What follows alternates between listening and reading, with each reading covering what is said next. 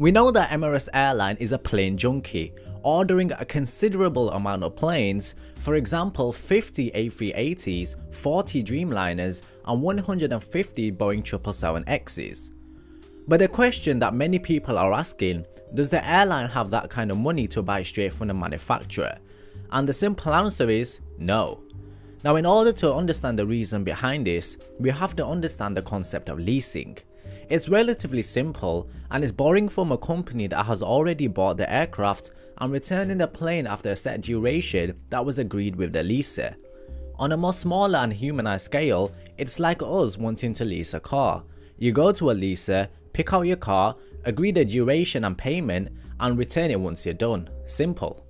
Now, the surprising thing to many people is coming to realize that Emirates Airline has rarely bought any of their planes outright.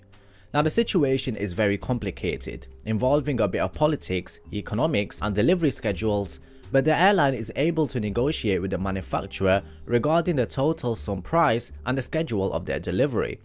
Now, once the payment by the leaser has been made, and in this example Airbus, the plane is ready for delivery, and a typical leasing agreement stands for 10 years or so.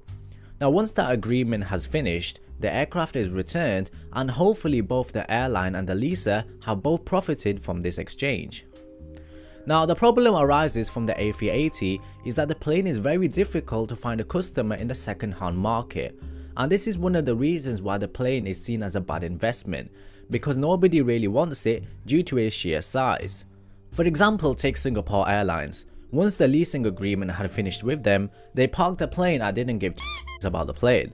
They have no links to it whatsoever and they don't really care what happens to it.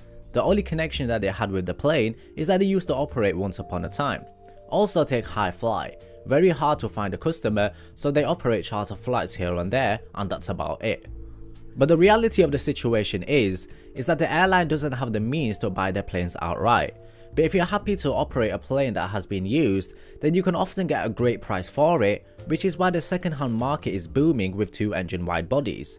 This is why cargo airlines buy old aircraft, and why US airlines have old fleets with an average age of around 15 to 20 years.